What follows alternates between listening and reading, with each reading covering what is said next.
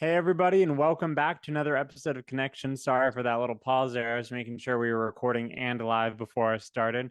It's great to see you guys again. Last week, first off, my name is Cameron Bunch, and this is my father, Dr. Randy Lane Bunch. Welcome to Connections. Last week, we talked about gifts and callings. And so we were just talking about the idea that our gifts and callings of God are irrevocable, and then also how to ascertain what our calling is based off of our gifts. If you want to hear us go further into that discussion, go ahead and check out last week. We're switching gears as we often do, and this one's titled Changing Your Life for the Good. And it kind of has a double entendre there. What we're going to be getting into is changing your life permanently for a long time, but also for good works, for good things. The grammatical usage of the word good. And I have some friends that I'll joke with when you ask them how they're doing. If they say they're doing good, it means because they're doing charity work, because you're supposed to say you're doing well grammatically. So we mean it in the sense of literally doing good. Um, I think oftentimes many of us endeavor to make changes, and we even talked to you guys at the beginning or towards the end of last year and the beginning of this year, changes we were endeavoring to make. And so the idea of change and growth is very important to both of us. And I think it's essential to a life lived with God and in obedience to God. There's no way that you can live a Christ centered life and not be geared towards growth. Complacency just doesn't have a place in the house of the Lord. We're called to grow. We're called to get closer to God. That's the type of growth. We're called to be stewards of what is given to us. That requires growth, learning. We're called to new and bigger things, and that requires growing to be able to steward and manage those things well. So, growth is just an inevitable part of a submitted life to Christ. However, it is not an inevitable part of life. What I mean by that is oftentimes we see our nails grow, our hair grows as we're young, we grow taller, we grow bigger. We go through subsequent grades from kindergarten, first, second, third, fourth, and on and so forth. And so we see this objective growth metric always occurring, and we get grades in schools to let us know how our growth is going. And then eventually, at some point, we stop our formal education years and we get into a job and we start growing in that field, but oftentimes, that's where people will stop. They might grow in a field and they think, okay, this is my career. I'll just do this until I die. And then you might grow in some small areas from there. You might get married and become a spouse. And within that first couple of years, you're like, man, I grew a lot and now I know how to be a spouse. And you have some kids and you realize, wow, I had to learn to be a parent. And you stop after the first few years of learning. And the reality is, though, if you look at any one of those fields, if you stop growing in your workplace, yeah, you might be a fine employee, but you're probably not going to be at the top of your company. And oftentimes people wonder why they're not getting ahead in their company. And they're like, I'm doing my work every day. Well, that's the issue, is you're doing what's required, bare minimum, and you're not growing anywhere. A lot of times people don't understand what happened in their marriages or why it's difficult, or when someone else has such a peaceful marriage. And then you find out, well, every single year they read a marriage book together and they do a marriage seminar together and they continue learning and growing about with one another intentionally. And you're like, oh, yeah, well, within the first few years, we ended up figuring out how to live with one another. So we stopped. Or you're a parent and you're like, I don't know why my kids are so disconnected. I know them so well. Their favorite things to play with are like building blocks. And you're like, well, maybe when they were 3, but they're 15 now and they want a car or they want a phone. And so in all areas of life, we, for so much of our life, we're given this impression that growth just happens automatically. It's a byproduct of life. But as we get older and older, we need to be very intentional for change. And so we want to talk about not just change for change's sake, or what might be professionally beneficial or emotionally, but what is good for your life? What will cause a extreme change in your life? Because I think oftentimes people think they can just change their mindset and it'll be fine. But the reality is, words without action are meaningless. They're empty. It's kind of like when a parent tells you to clean the house and you're like, oh, yeah, I'm going to clean it. It's going to be the best thing you've ever seen. And they get home and you haven't moved from the couch playing video games. doesn't matter what you said, it doesn't matter how well you spoke it. Or similarly, when you tell someone how much you love them, but every single time they want to hang out, you're like, oh, I'd rather not hang out with you. I'd rather do something else on my own. And you keep pushing them away. Our actions, it's the common expression, our actions speak louder than words. So we're going to get into this idea of changing our life for the good. So let's open up the conversation. Yeah, like you said, when we talk about changing our life for the good or for good, we mean two things. We mean changing our life for good, meaning permanently, but also we're talking about a better quality of life and something also that can contribute to the betterment of others as well. I think it is a given that if we improve ourselves, we improve our environment, meaning that we improve the environment we provide for other people. Someone has said the best gift I can give you is a healthy me. And I think that's very true. You say sometimes that phrase, hurt people, hurt people. So if we're hurt, if we're wounded, we will by consequence probably be more defensive, be more insecure. None of these things create a secure environment for other people to grow in around us. And oftentimes people that fear rejection or paranoid about being rejected don't feel that they're loved. They create this aura about themselves, for lack of a better term, that kind of pushes people away. It becomes a self-fulfilling prophecy, as it were. So we want to talk about things that contribute to growth. And one of the things I want to say right off the bat is that when we're talking about Christians growing, we are not just talking about learning more scriptures.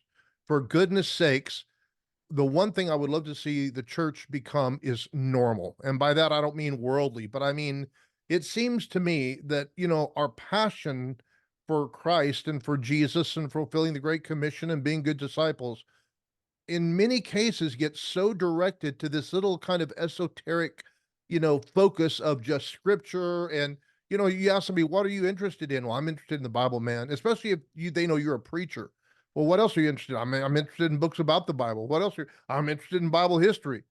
So what you're saying is you can't talk to anybody unless they're interested in the Bible books and Bible history. And so what I'm saying is the more interesting you are is determined by how many interests you have.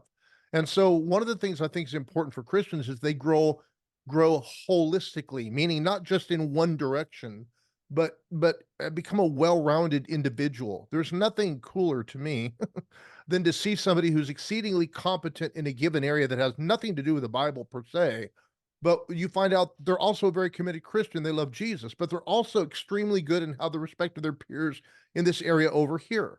And I think that's very important that Christians become accomplished.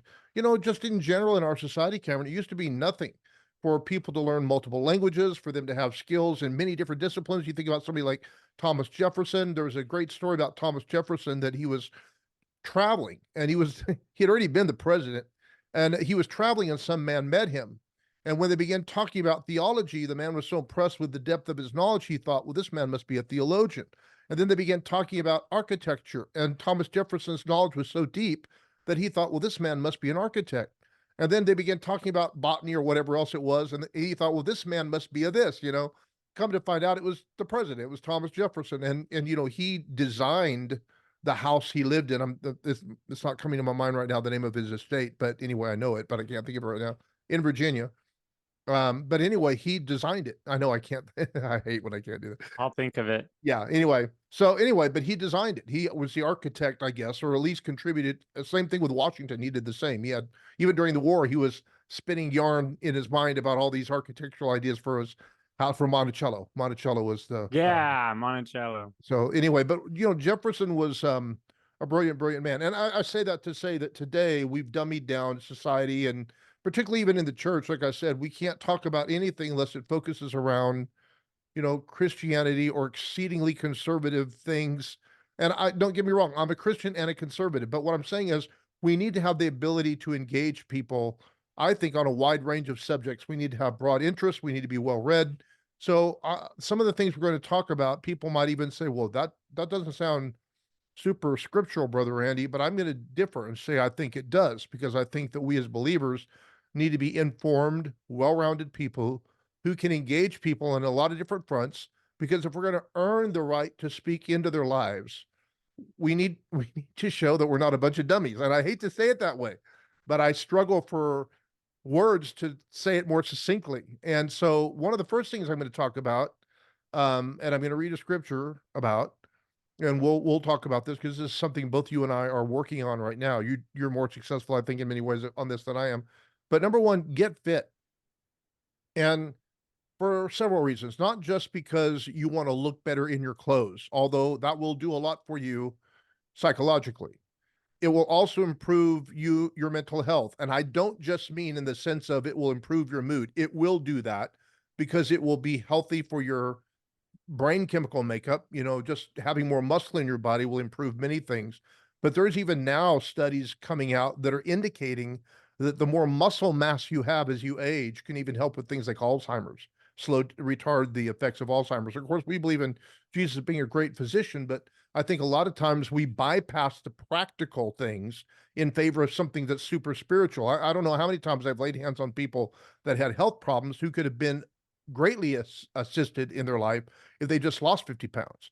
And so we need to appreciate both the natural and practical things as well as the spiritual to have a well-rounded life. And the Bible says in 1 Timothy 4:8, for physical exercise has some value, but godliness is valuable in every way. It holds promise for the present life and for the life to come. So he's contrasting these two things, godliness and physical fitness.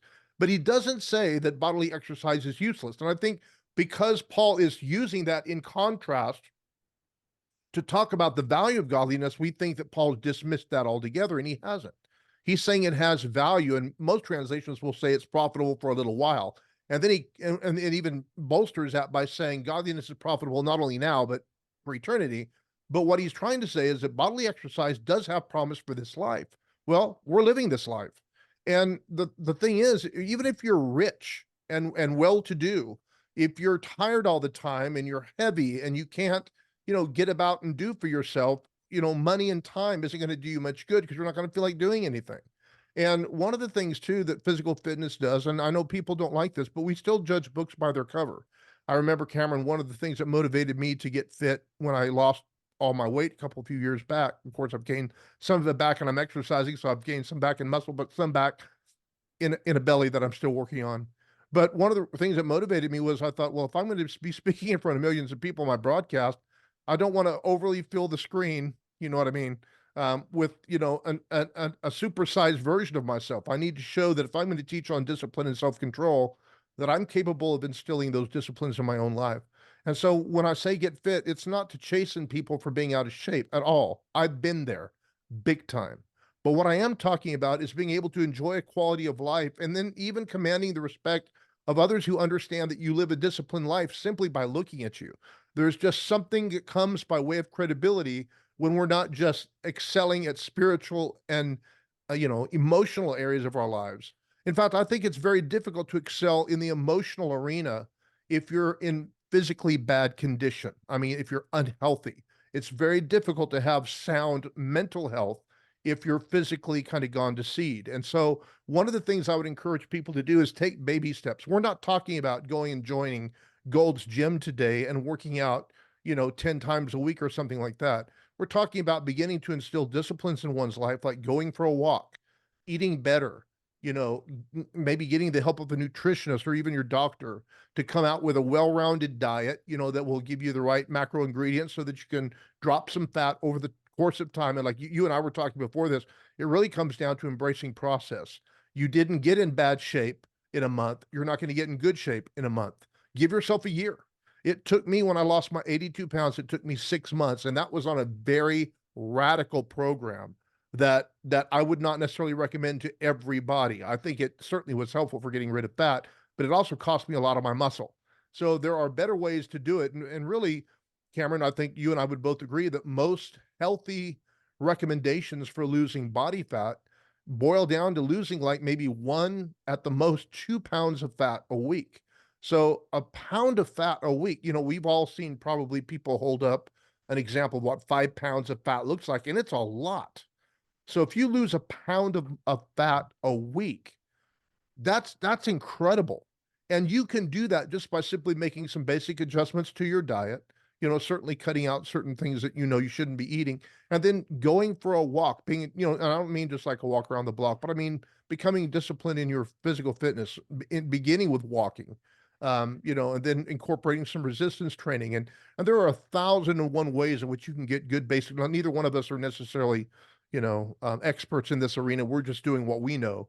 But by that, I mean, I can't prescribe. I wouldn't dare to prescribe to somebody what they should do because everybody's health is different. They need to consult a physician or, a trained practitioner in this area to get a program that's right for them. But all of us, I think, understand the importance of physical fitness and the role that it plays, even as believers, in really kind of having a better platform from which to speak. And I know a lot of people don't like that. There's a lot of body shaming goes on in our culture, and everybody wants to make everything wonderful. But the fact of the matter is, today, Cameron, there's this glorification of plus size models. And there's been some pushback from fitness guys in the influencer space saying this is not a good trend because it's not promoting good health. It's not that we want to body shame people or make them feel bad. We've been there. You and I have been there. But we are talking about feeling better about yourself. And we're talking about changing your life. You're not going to change your life for good by getting in worse shape.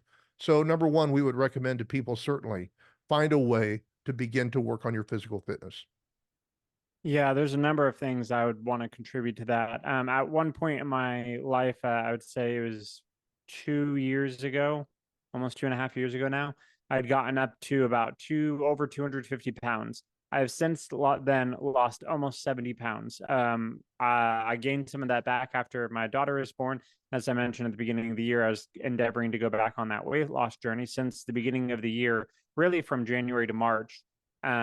Or to the end of March, I should say, I lost about 37 pounds, and I've held about at the same place because I've started trying to put on muscle, which is a lot harder because I'm not as trained in that. And then also trying to balance continual weight loss with adding muscle. But so I've been there. I've been on the heavy side. I've known that I've had my own struggles with things. And the reality is, like my dad mentioned, I talk heavily on process. Albert Einstein said the most powerful force in the universe is compound interest. And the reality is, the reason why compound interest is so powerful is because it's about process. And that process meets another process, and they start working together, and then another process, and then another. And because of that continual process, all that work creates momentum.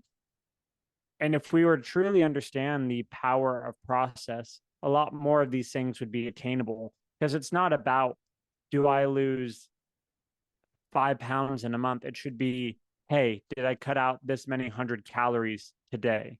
Why not boil it down to something easy? Hey, I've measured my diet. I just ate whatever I wanted, like I normally do. And I measured my diet, and I'm eating this many 1,000 calories a day. I'm going to decrease that by 500 calories. And you might be like, well, that's really difficult. Might not be as difficult as you think. If you're drinking, maybe I've known people that have drank more than 5 sodas a day. If you cut out all 5 of those sodas, you'd be cutting your caloric content down by almost 1,000. So there are a lot of ways to cut calories that you might not realize.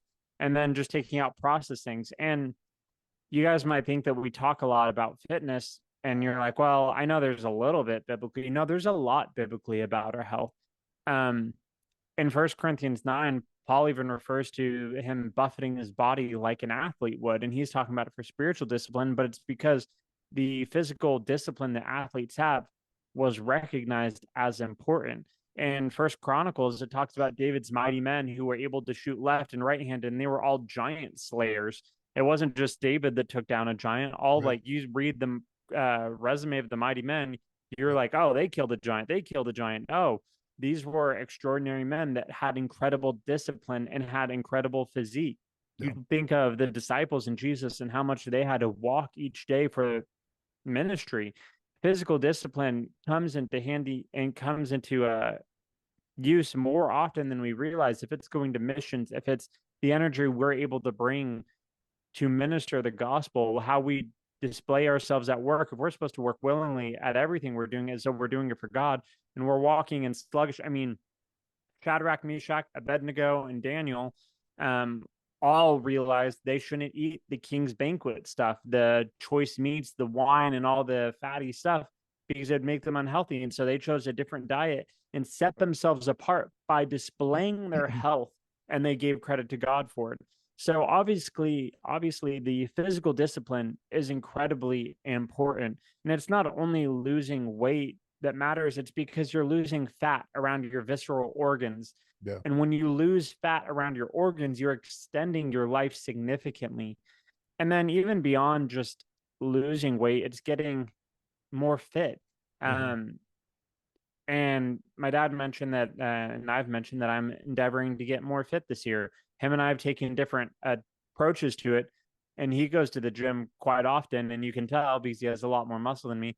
But I don't go to the gym currently right now. What I do is I do push ups at home, I do pull ups at home, I do squats, and I have some dumbbells, and I've been using those.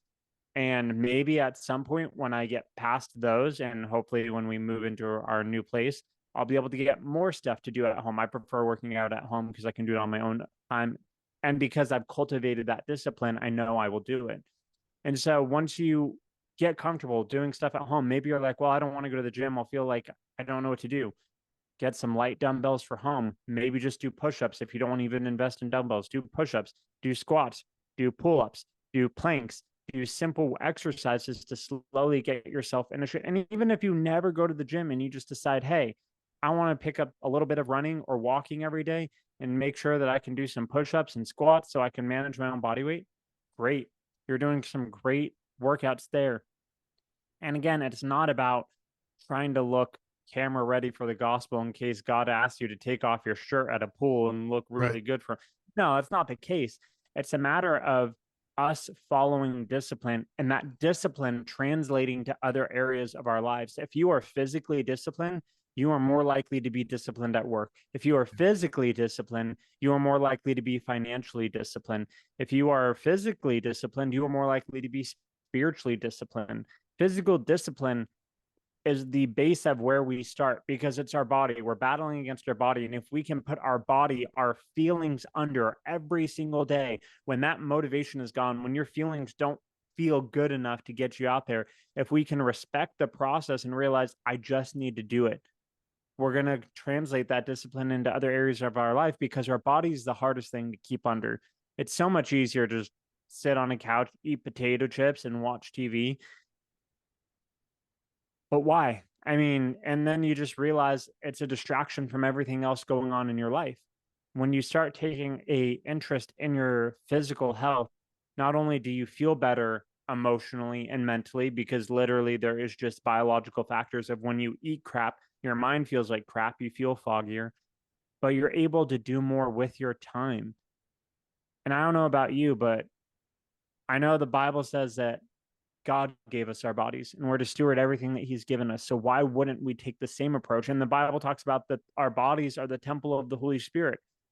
Would you defile the house of God physically? You go to a church, would you start like destroying it and doing things that are bad for it? No. So why do we do the same thing with our bodies? And I think oftentimes we wake up one day and we realize how in disrepair it is. And it's difficult thinking about ever getting back there because we're like, we're so far gone. And Yeah. that's again, we're just valuing process. If you got 1% better every single day, by the end of the year, you're 365% better, Yeah. 366 on a leap year. But you're getting better every single day. And that's going to make a significant difference. If you lost 1 pound a week by the end of the year, that's 52 pounds. For some of you, that's extraordinary. And for a lot of people that are much larger, for example, I didn't lose 1 pound a week from January to March. That doesn't make sense with 37 pounds. No, it was more than that because how large I was, there was more of my body to lose. Sure, when you get further down, it's more like a pound or two a Yeah. week. Yeah. But a lot of times when you correct your diet to a healthy diet, and that's the hard thing is in establishing new patterns, new habits, and trusting that process, we often have to detox from what's unhealthy. For those of you that love going home and watching TV all day, when you decide that, hey, I'm going to take a break from TV, I'm not going to watch it for a month, all of a sudden you realize, wow, what do I do with all my time? How do I adjust to this? And it feels so extreme, which is why I don't recommend doing something extreme. Similarly, I don't recommend crash diets or fad diets or whatever the process is. I recommend just slowly adjusting your life, slowly adjusting it, and your body will realize, oh, it's not that bad. Oh, I'm okay with this. And sure, there's going to be times where your body's like, no, I want that. And you just tell it no. And you might feel upset and whiny about it for a little bit. But when you trust that process in the long term, you feel much better. And the reality is, James 4:17 talks about to him who knows what he ought to do and does not do it, it is sin. And my dad talked about it's hard to call other people to be spiritually disciplined or disciplined in certain areas of our lives. For example, when my daughters are older, I'm going to tell them, hey, like you shouldn't have sex until you're married. Hey, I don't want you dating these type of people. Hey, you should do this to take care of your health. Hey, you should. But if I'm not modeling discipline in my own life, they're going to look at me and roll their eyes because I'm the person that's lacking all discipline, telling them to do something. It's hard to take hypocritical advice.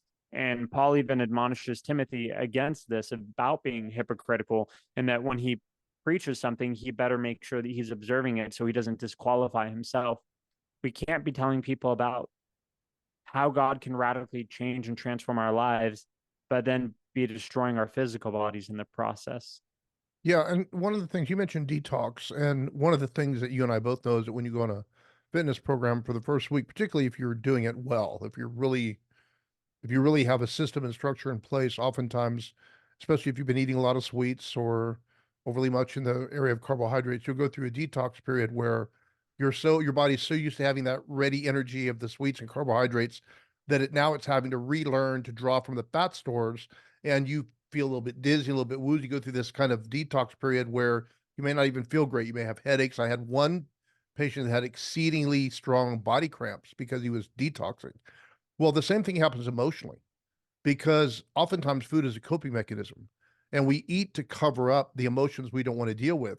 So when you suddenly quit overeating, all of a sudden now you've got to confront these feelings and emotions that have been really governing your life, and not only, creating problems for you emotionally and mentally, but physically because you've been overeating to cover them up. And so what it makes you do, and let me just say this, if you need to have a friend, a pastor, a therapist who walked through some of these issues with you, there's no shame in that. I know, Cameron, you've done therapy, and I've talked oftentimes about, I've thought about doing that, not because I feel like, oh, I'm losing control of my mind, but to have someone, I'm very much a verbal processor. And so I'll even call you or your brother or other, different, I go have lunch with your sister once a month, and I verbally process, have to talk through things. Well, that's what therapy helps you do. And sometimes you just need somebody sitting across the table who can ask the right questions or draw out of you the wisdom that's within your own heart sometimes. But I think sometimes we need to ask ourselves, why am I overeating? Why am I taking on these destructive behaviors? Why am I not engaging in, decent self-love and investing in myself? A lot of times it's just because of trauma, things we've experienced that we feel we need to, eat our ways out of, if you will, and cover it up with food. And, food is a great one. We eat when we're happy. We eat when we're sad. We eat when we're excited and to celebrate. And we eat when we're depressed, and we've gone through a breakup. It's like, when don't we eat? And the thing is, food simply should not control our lives. And unfortunately, too oftentimes it does. And so, again, I just want to encourage people not to allow it to become, the end all be all coping mechanism. Learn to cope with things without food being the centerpiece of all these issues. And there's nothing wrong with indulging from time to time. The Bible has plenty to say about celebration and celebrating, and food is oftentimes the center of those things, but it shouldn't be a 24/7, 7 day a week kind of thing. It should be the exception rather than the norm. And for that matter, I know people who have done wonderfully well in changing their physical makeup and still incorporating, say, a cheat meal here and there, where they can still enjoy the things they like, maybe a slice of pizza or two, just not eating the whole pizza. But overall, for example, let me just put it to you this way. We were talking about this on a practical level. To lose fat, you have to simply burn more calories than you consume. And of course, they need to be the right kind of calories. But at the end of the day, you have to be in a caloric deficit of some kind to lose fat. So fact of the matter is let's say your caloric intake is, 90% pretty healthy food, but on that one day of the week, you go ahead and go out with your friends and have a couple of slices of pizza, something like that. But if the overall food intake through the week is still a deficit, you're still going to lose fat. So again, this takes more discipline. Sometimes people are better just going cold turkey off of some of these things and just making sure that they're very rigid. And that's perfectly fine if you need to do that. But we're saying you don't necessarily have to do that. You can be a little bit more liberal in the things you eat as long as you have some structure and accountability and know what you're doing. And so sometimes it might take educating yourself. The good news is almost everything we've learned through just watching, you know, a lot of these people they have a doctorate, but they also have YouTube channels. And so they're influencers, but they're also knowledgeable. They're not just, your local yokel that just think, he's read a book and so now he's a physician or, a nutritional expert. There are people that are, the Andrew Hubermans and these different people that are online that know a lot about neurochemistry and physical fitness. A lot of guys are in the bodybuilding world now that have realized, we need to popularize some of this information so it's available to the masses and have done very well in doing so. So the information is there and it's important to get fit. It'll improve your quality of life. And with your quality of life being improved, you'll improve the environment for others. Let me say it one more time, because one more quick story, because this was such a significant, like, watershed moment in my life.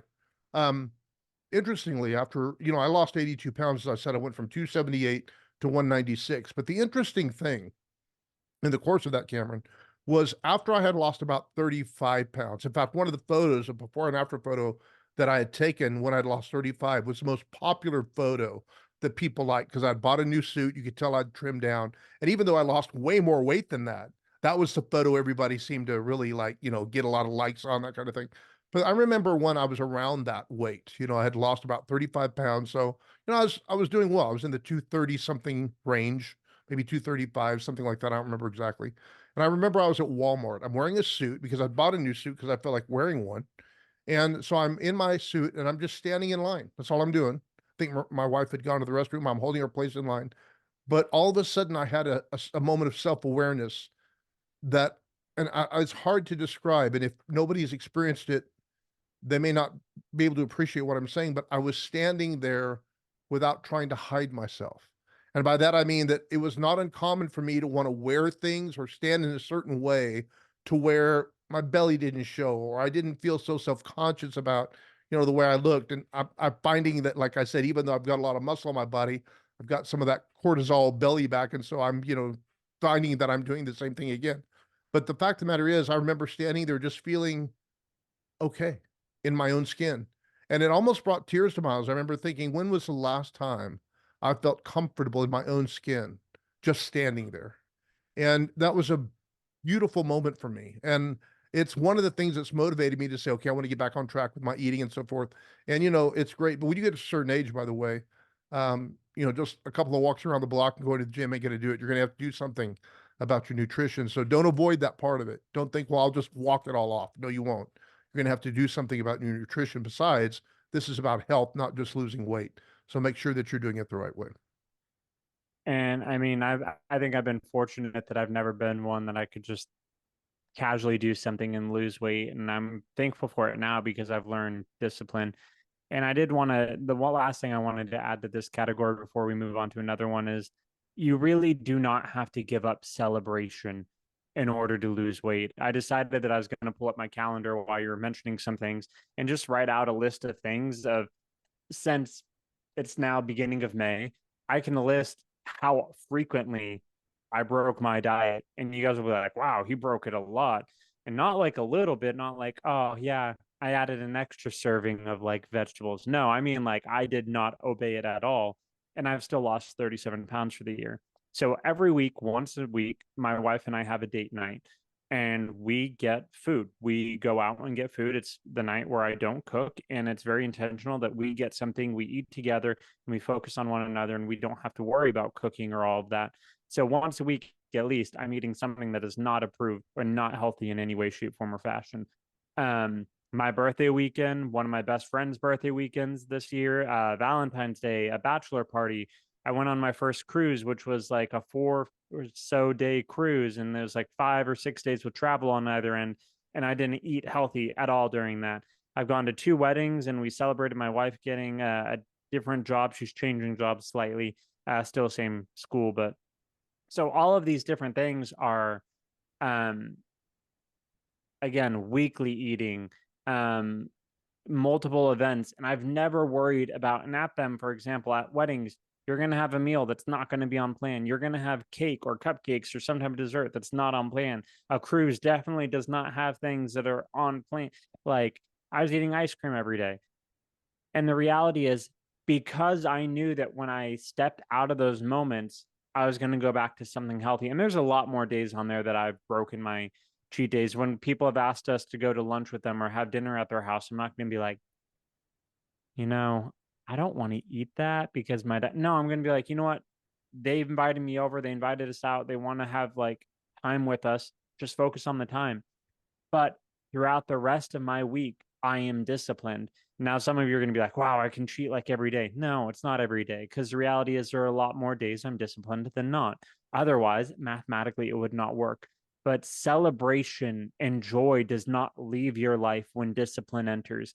In fact, celebration is more appreciated when there's discipline. Your life is more appreciated when there's discipline.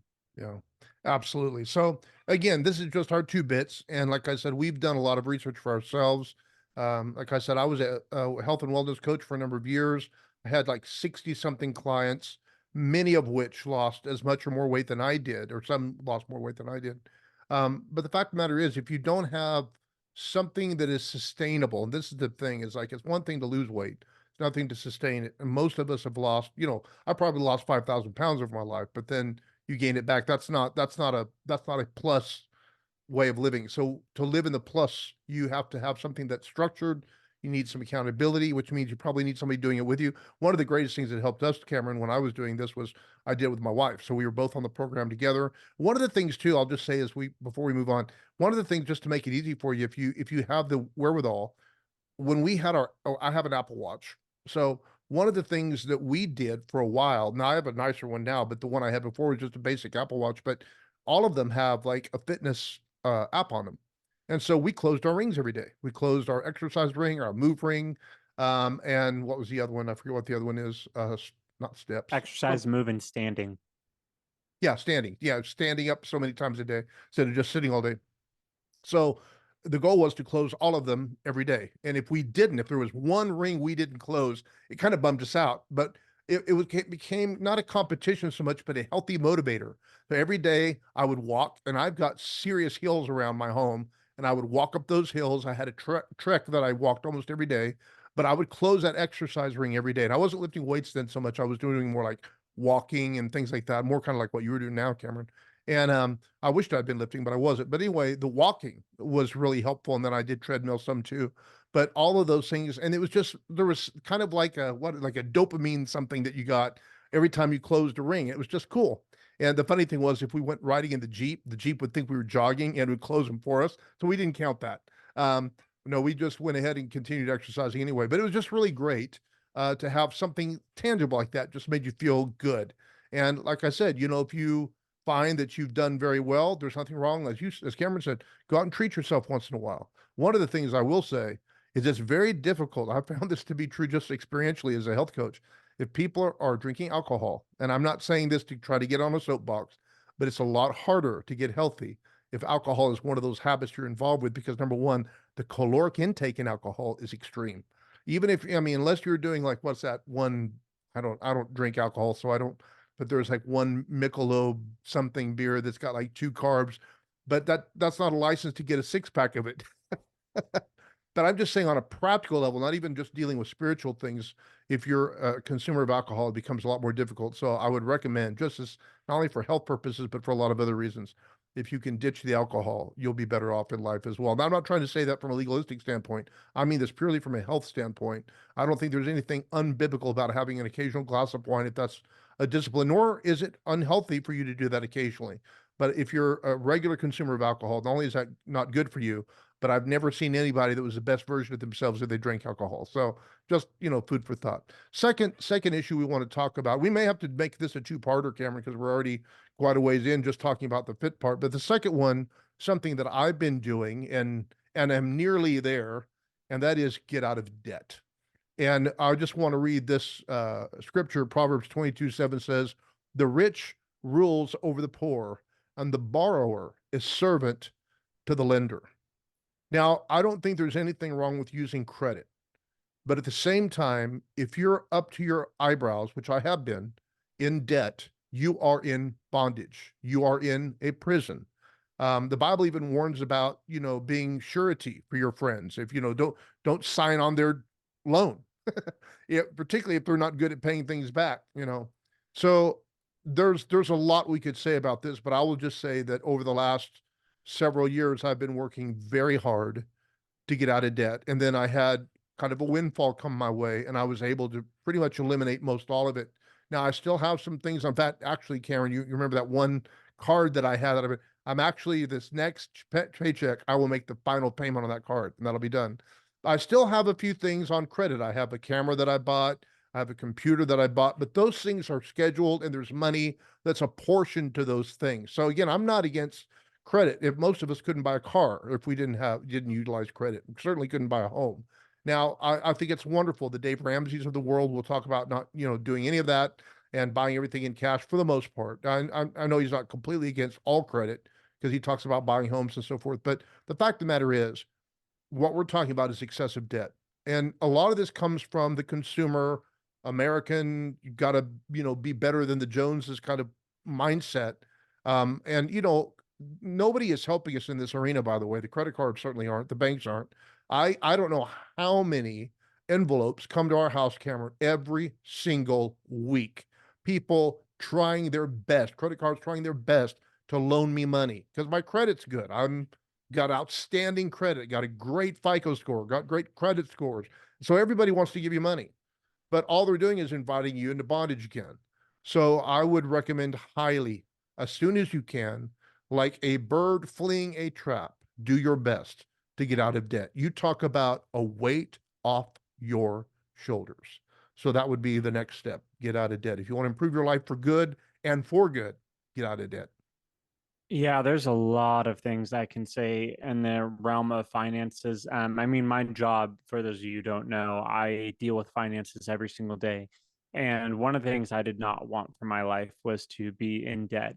I've just seen my whole life how miserable it is for people to be in debt. And then people that didn't realize how much stress that was involved. And also before getting married, seeing studies on marriage that oftentimes the biggest issues in marriages are finances and debt. Um, so I've been very careful not to incur any irresponsible debt. I'm going to be buying a house soon. I'm going to be in debt for that. However, that's going towards an asset that appreciates versus depreciates. So there's a difference there. Um, and oftentimes people will say, well, I have a debt on a car and that's appreciating asset. No, it's not. It's depreciating. Unless you are very fortunate and very lucky to have one of very few types of cars that actually appreciate. And even if you think it's holding its value, it's not. It every day you drive it, every day it gets older, it's going to depreciate unless it is one of the few classic cars, sport cars that appreciate in value because of its rarity.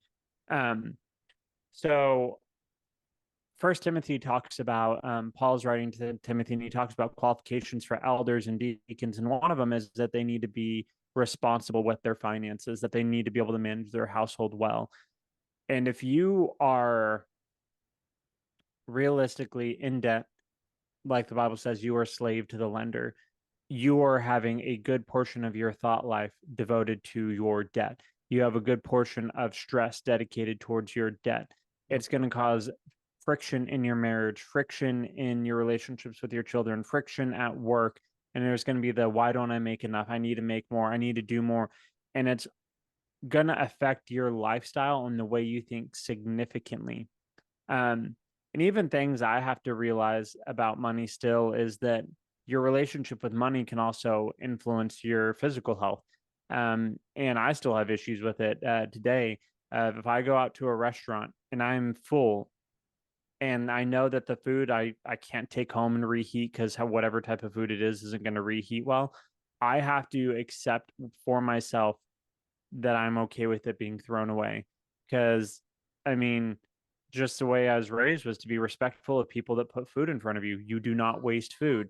And I think a lot of that comes from probably you were raised by people that went through the Depression era, and Yeah. it was money is tight. You do not waste food. You and if someone puts food in front of you, you eat it. You be polite and you say thank you for the food. And so I still have difficulty to this day, but oftentimes it's a broken mindset out of poverty that teaches us that. And it's not like I'm not saying don't be respectful of people making you food. I'm not condoning people being wasteful. Adjust your portions better. Oftentimes restaurants have lunch portions or half portions, or my wife and I often will go somewhere and we'll split a meal. And that's great for us. We do We that went to too. the Cheesecake Factory recently and we split a meal and we still didn't finish the whole thing because of how big it was. So the reality is that our relationship with money influences our relationships with others.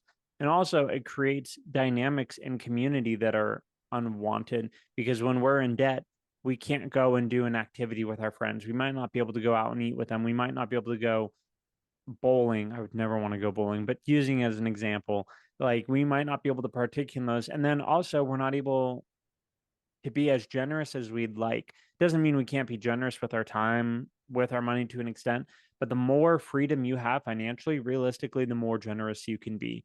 And that's not, some people might try and argue and be like, no, I'm more generous. No, if you're in a better, stronger financial position, you have the ability to be more generous. That's just ones and zeros on a board.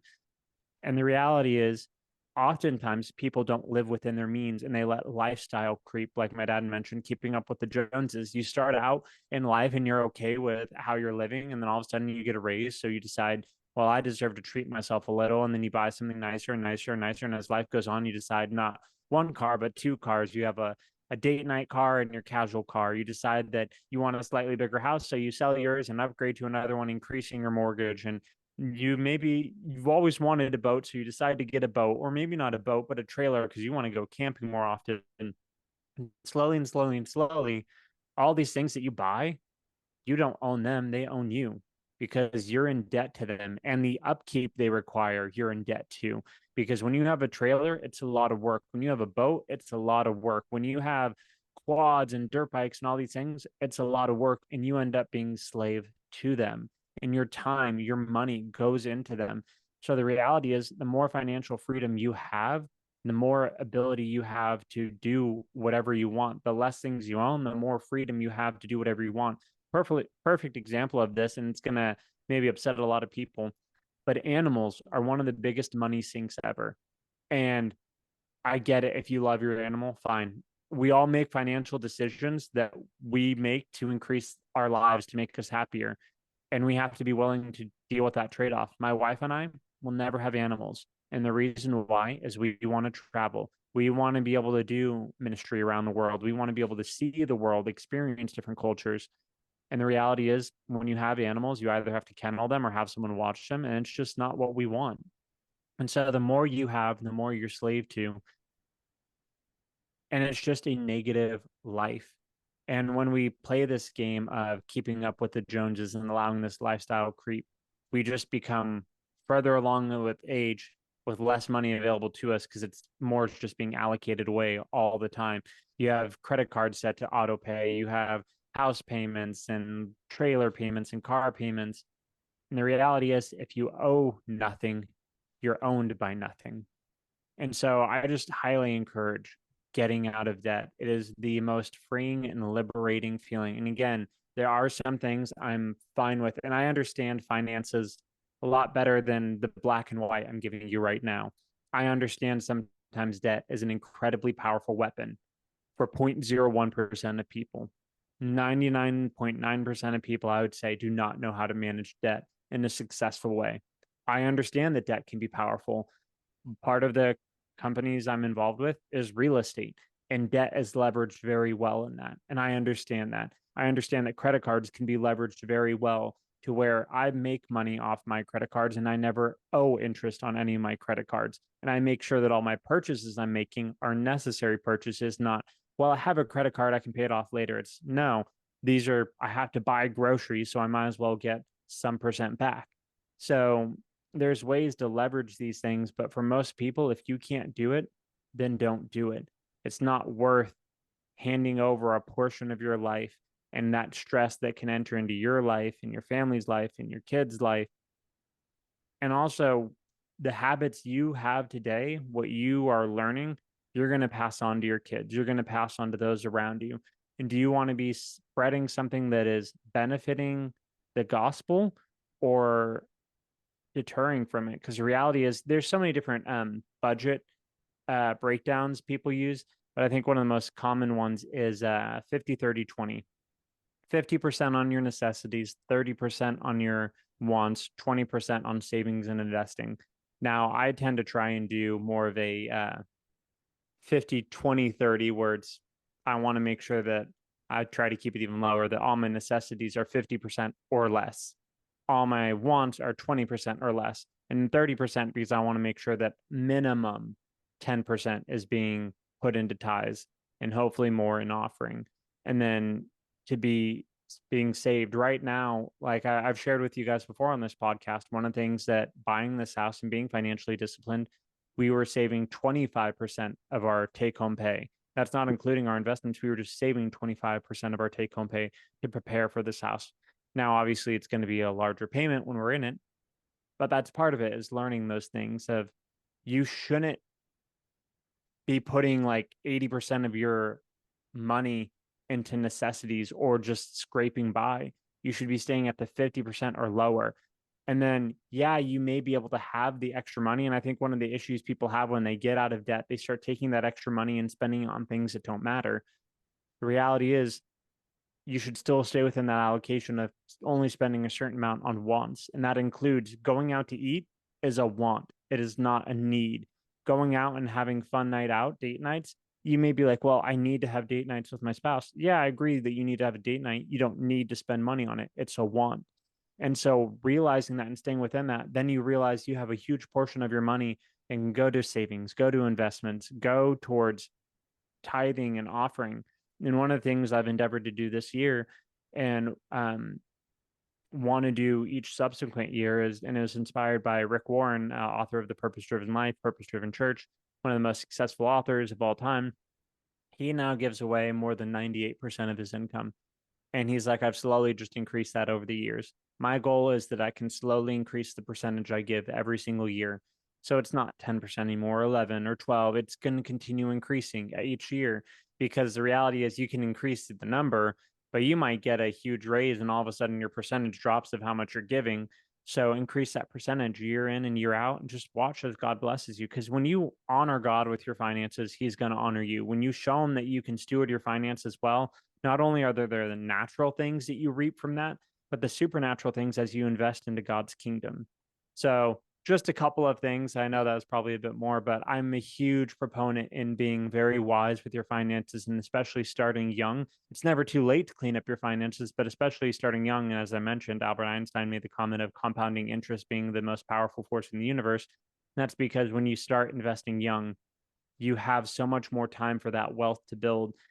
And my goal is someday to be able to fund so many mission trips that it's just inconceivable to me now. Because I mean, I'm not a millionaire yet, but I do plan to get to that point where I can start giving away just insane amounts of money to promote the gospel. And some people are like, well, you shouldn't want money so much. I don't want money for me. I recognize money is just a means of power and influence. And I want to be able to change our world, America, the world in general. We often talk about we don't like how Disney does things because it's going against the values of the Bible, or we don't like what XYZ media is doing because it's going against the values of the Bible. Well, you know what? They're doing it because they have money, and that's where the money's going. But if more Christians were more honest with their money, more diligent with their money, more respectful with their money, and started putting their money where their mouth was and shopping where places support Christ and start spending on media that supports Christ, we would see a radical change and shift in our culture. And so if we want to see that shift, more Christians need to be better with their finances and start doing that. Yeah, a couple things I want to say. Money is a lot like calories in this regard. Any fitness expert will tell you if you have not counted your calories, you have no idea how much you're eating. You just don't. Because, well, yeah, but it was just a little bit of this. Yeah, but it was a little bit of that, and then it was a little bit of this. And before you know it, by the end of the day, you've eaten 10,000 calories or whatever it is. But in all earnestness, if you don't keep track of your calories, you have no idea what you're eating. Same thing is true of your money. There are apps that will actually tell you how many subscriptions you have and so forth and so on.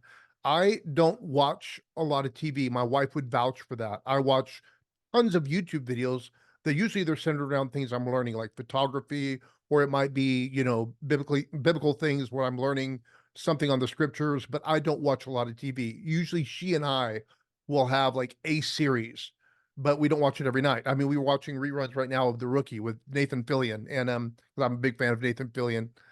Go Firefly. But anyway, so anyway, he's got a series now that he's doing called The Rookie, and so every other few nights we'll watch an episode. I think we're finally on season 5. So anyway, but I have a Netflix account, I have a Prime account, I have YouTube commercial free account. Those are just off the top of my head things that I know I have, not to mention other subscriptions I probably don't even know I have. So what I'm saying is, if you're not tracking your money, you probably don't know how much you're spending.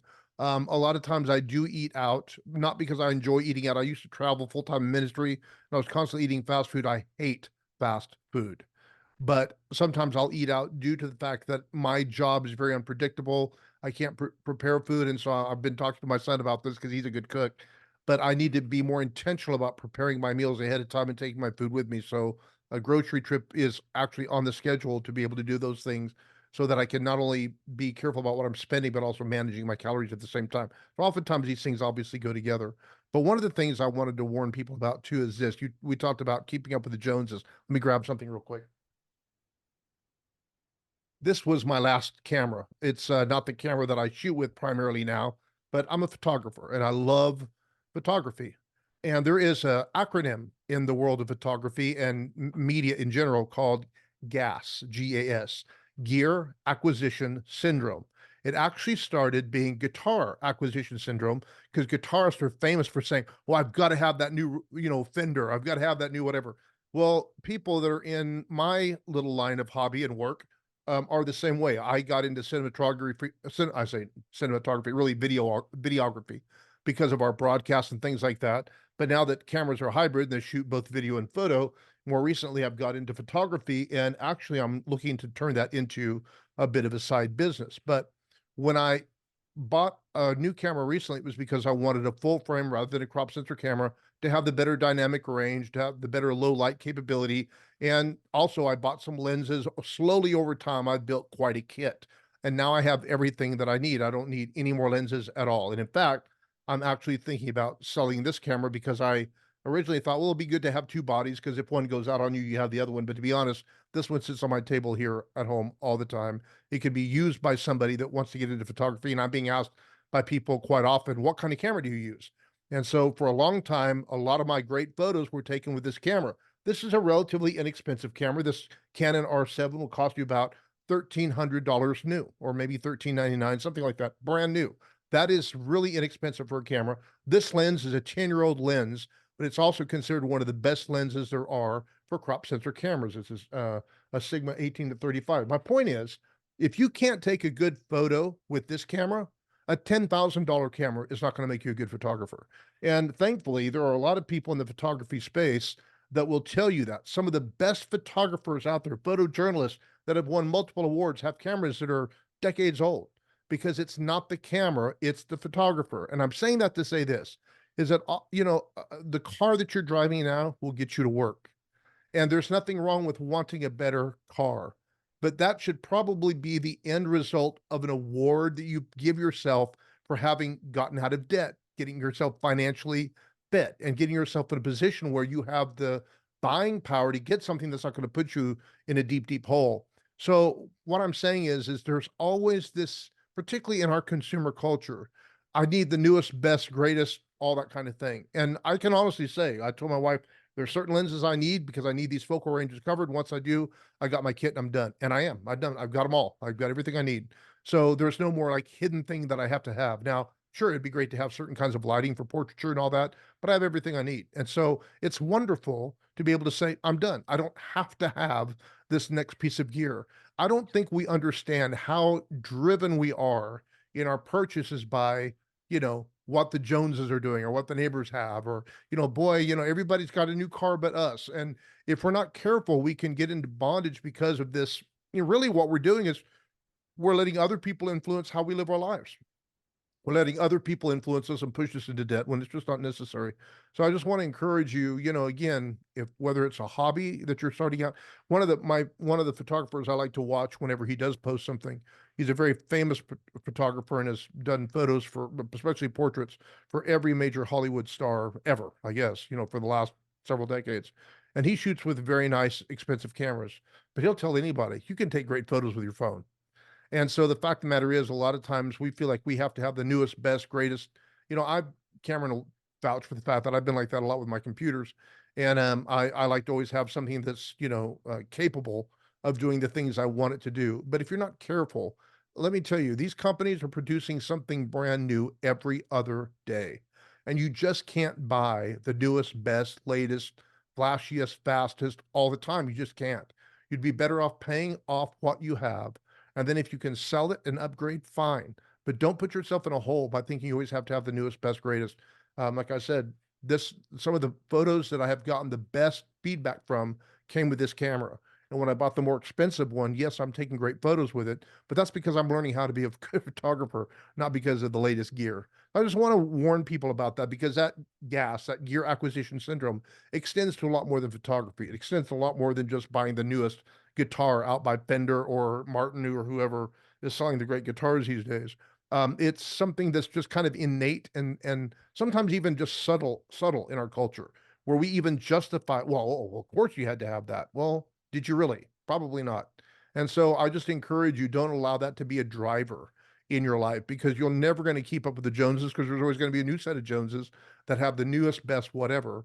And the fact of the matter is, a lot of these people that are buying these high end things or they're living in a lifestyle that's not where you're at or where I'm at. So they can afford to do things we can't. And so, like I said, we can allow ourselves to get in a hole by trying to keep up with people who have nothing to do with us. We're not impressing anybody by doing all this stuff. And all we're doing is getting ourselves further and further in the hole. So avoid gas, gear acquisition syndrome, whatever that gear happens to be. It could be a car, it could be a boat, could be whatever. It could be this imaginary vacation you got to take because I owe it to myself. I've worked all these years. Well, maybe you have, but maybe do something more within the range of your finances and then save up for that bigger, better thing. My wife and I are doing that this year. We had some goals for a vacation we wanted to take and just realized, we just spent all this time getting out of debt. Do we really want to get back in again? And so sometimes you just got to use wisdom and decide, we'll do the more humble stage now, and then down the road when we can, we'll do the bigger, better thing. But life is not, your life is not wrapped up into some of the things you possess. If that's what's making you happy, you're going to live a very miserable life. So don't let things or the acquisition of things be the driver in your economic downturn. Yeah, there's a couple of thoughts I have. First one, yeah, we're definitely going to have to break this into 2 weeks. But on what you said, preparation is needed for elevated process. Yeah. I talk heavily about process, but oftentimes people don't realize the preparation that goes into that process. If I don't have preparation of, I don't have food in my fridge or in my freezer, and oftentimes it's taking food out of my freezer like meats and putting it into my fridge a day ahead of time. When it comes time for me to cook, I'm in a lurch. And then oftentimes it's like, well, my family needs to eat, so we're going to have to do something out. So what's going to be healthy? And that all of a sudden negatively impacts my health journey. And yeah, there are things you can do that are out and about that are healthier. But the reality is, if you're ever going out to eat, the amount of extra stuff people put in at fast food chains or even at just restaurants in general, the caloric value and carbohydrate value is much more significant than if I were to make it healthier and just as tasty at home. Um, so, and similarly for finances, of if you don't have a budget, if you haven't looked at your finances and really prepared where you're going to put your money, and I think I sometimes give Dave Ramsey some grief over some of his processes, um, because I'm further along in my journey that I don't think his are the most optimized, and they're not. And he's admitted as much in different interviews, but he's dealing with people that have never dealt with money or are in so much debt they need to learn the basics. And then same thing when I went on my health journey for diets. I went more on a crash diet and like completely cut everything out and have slowly brought things in. A lot of people would be like, that's extreme. Why didn't you just slowly take things out? And I take that approach with money because I'm much more familiar with it, of taking things out versus, because for example, he would tell you to pull all the money out for your month in cash and put it into different envelopes. And that way you can't ever cross any boundaries. I know I'm not going to cross any boundaries because I'll allocate the money as I need. But for some people that have never dealt with money, they need to do that immediately. For me, I'd never really dealt with food in an appropriate way, so I had to cut everything out. But that preparation is so needed. If you set out a diet plan, if you set out um, a budget, you're going to have so much more understanding and play by play action of what to do. And if you look at your list and someone says, hey, do you want to go out and do XYZ? That's not in my budget. Hey, do you want to go out and eat here? Well, it's in my budget, but it's not the healthy thing for me to do. So, no, I can't. I've already ate so many calories today. And so you're able to, with preparation, you feel more comfortable, you feel more prepared, as what preparation is, and you're equipped to take on the challenges. Yeah. Additionally, as my dad mentioned, like you can, when dealing with a diet, you can only cut out so many calories a day. It takes 500 calories over 7 days. So 3,500 calories equals a pound of fat. So you have to cut 500 calories a day to get a pound a week.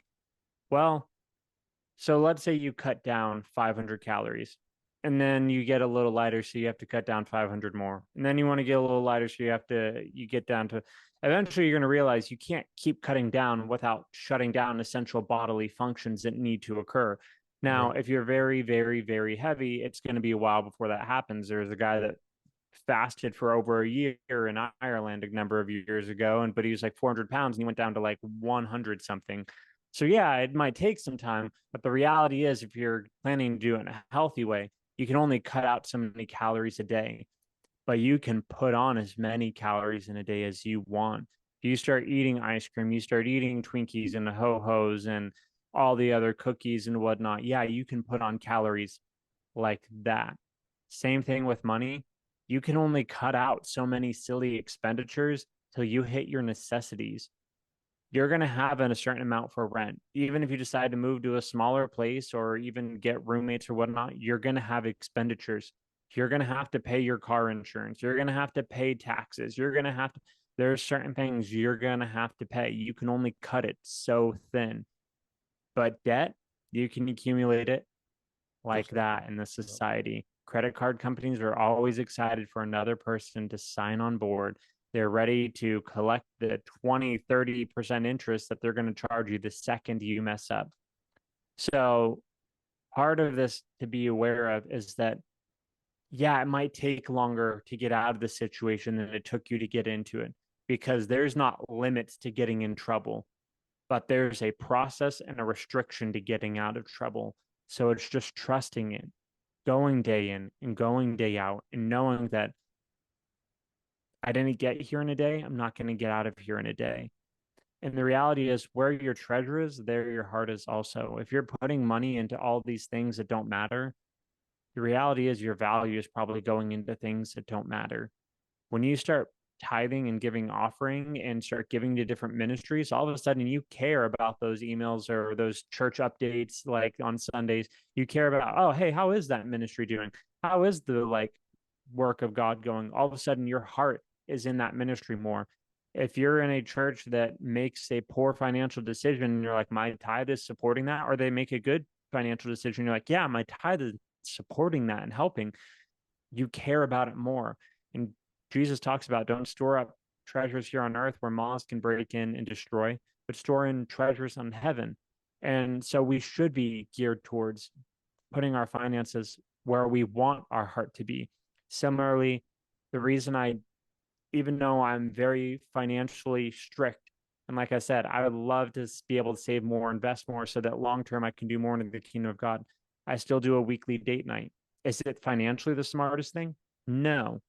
But my treasure, my heart is in my wife and my family. And so I will continue to do that, because it's hard to say, well, I really value my wife. And then you look at where you're putting your money and you're like, well, I do this gym membership that's like $200 a week, and I have all these like subscriptions to streaming services, and then I have these game subscriptions, and you go XYZ, and then you realize you're spending like $5 a month on your family.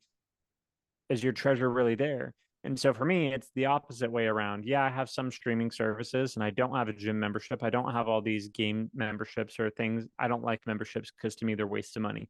Um, but instead I'm going to put it into going on date nights. And yeah, that doesn't mean you don't have to be financially responsible on those. You shouldn't be spending $200 every date night, but you can still do something fun every week and spend a little money on your family. And then one of the other things I wanted to warn against is that positive changes can turn negative, because what's really on the throne of your heart matters at the end of the day. Is it Jesus, or is it, hey, I've gotten healthy. Now look how good I look. Oh, hey, I've gotten out of debt. Now look how much money I have. Yeah. We can very easily turn negative because we all of a sudden want to look like that Instagram model we saw. We want to have the six pack so that when we take off our shirt during the summer months, we have a good beach bod, or that when we go into some financial like choice, I have extra money. And then, but someone comes, whoa, whoa, whoa, I worked really hard to get my either side of these where I'm like, oh, I might look good. And then I have to remind myself, no, that's not what this is about. Or there are times when we start doing really well in our savings and we hit certain goals, and then something financial, no, I don't want to do that. And I immediately intentionally break those thought patterns. So if I have a thought about, well, I'm going to get like a six pack so I can look good, and it's going to sound funny to some people, but to me, it's important. I'll eat something unhealthy to show myself life is about balance and celebration. It's not about image, it's about health. And the reality is, yeah, I am being healthier by not eating dessert constantly. And then if it's something about I start feeling greedy, I'm going to make sure that I invite someone out to go have dinner that might not be able to afford it. I'll pay for something for someone else, or I'll give to a different ministry and just give a little extra, or I invest into other people and show, hey, that because, and I think it's more important to invest into other people than yourself, because it's different if you're like, well, I just bought this for me. No, spend it on someone else, because these positive changes can be negative. So we have to make sure we keep our flesh under no matter what side of the coin we're on. Yeah, I mean, we could go on and on. I think this is good for tonight. We've got two other points that we want to talk about. So next week, now we know what we're going to talk about. We're going to talk about part two of this, how to change your life for good. And certainly tonight, talking about fitness and getting out of debt. If somebody just did those two things, made, let's say, for the coming year, for between now and the end of 2025, I want to get fit and I want to get out of debt. My goodness, the quality of life improvement you would experience just doing those two things. And this is the way these things compound. Not only would you find yourself getting healthier financially, not only would you get more fit, you'd find the pressure and stresses off you. You'd find there are ancillary health benefits from just not having all that pressure that you're under all the time. Certainly, your quality of life, your stamina, prognosis for a longer life, all these things would improve dramatically. So, we're going to talk about some other things that I think are also helpful and important, and I would say essential, but these are two good ones to start with. And don't think, well, these are just practical, natural things, are not spiritual. I beg to differ, because they have everything in the world with discipline. And everybody knows that, we can't run a race. We can't, fight the good fight if we don't have disciplines in our life. The go beyond just reading our Bible and praying every day. A lot of people are reading their Bible and praying and are, like I said, we have an obese epidemic in our nation, obviously in the West in general. But at the same time, we also have, financial, we'll look at our government, dear God, we don't have to look past that to see a lack of discipline financially. So we need to be different as believers, particularly. And as Cameron said, if we're going to be liberal and help change the world, there are certain kinds of ministry I'm still involved with limitedly in different parts of the world, but there's one ministry that Cameron and I know well. We've known them since their kids were little, and they go into some of the same countries I do, and they do large crusades. They are involved very much in crusade evangelism, setting slaves free in those parts of the world. So instead of trying to reinvent the wheel, some time back, I just started giving $100 a month toward their ministry because I thought, well, they're doing this already, and I want to increase my giving to them and other ministries like them. But I'm not engaged. I'm not in those parts of the world. I can't do that doing what I do right now. I could be there through media, and I am to some degree. But why not just find somebody who's doing what you admire and respect and finance them? But you can't do that if you don't have some measure of financial freedom. So, hope these things have been a blessing to you. This is just the beginning. Next week, we'll talk about part two, and it's going to be different things. We might recap these real quickly, but we're going to talk about different things that are, I think, going to be also an essential to improving your life for good. So, Cameron, why don't you go ahead and close us out in prayer? Yeah. Lord, we thank you that you are a God that is a God of self control, that you have taught us to be disciplined, and that you are leading us in ways to be disciplined. And that it doesn't have to be by our own might or our own power, but by the Spirit of God that is leading us and drawing us towards you. You mentioned that the fruit of the Spirit is self control. And so we pray right now that the Holy Spirit comes alive in us, and that those, whether they are addictions or just challenges or struggles, that you start helping us see our way out, giving us skills and opportunities to overcome these, and that you can break these bondages on our life, that we can see that there is goodness to get out of debt. There is goodness to get out into better health. And we thank you, Lord, that you are drawing us closer towards you to be made more like you, so that in everything we can preach the gospel and give glory to you. We thank you, Lord, for everything you are doing in and through our lives. And it's in your name we pray. Amen. Amen. Well, thanks for joining us, guys. I hope you got value out of this. I know that we've been getting some good responses from friends and people have been watching this, and so feel free to share it. Like one person said, copyright means your right to copy. So we're not making any money off this. We're just doing this because this is what we love to do. So feel free to share it, give it away. It's also on YouTube. Go to randylanebunch.org. Under the media link, you will find a plethora of resources free and available. Download them, share them, give them away, share the links, do whatever you want. We don't care. Just don't change it. Don't digitally edit it and make us say something we're not saying. Other than that, it's yours to use freely. So God bless you guys. We love you. And we'll see you again next week. Bye bye.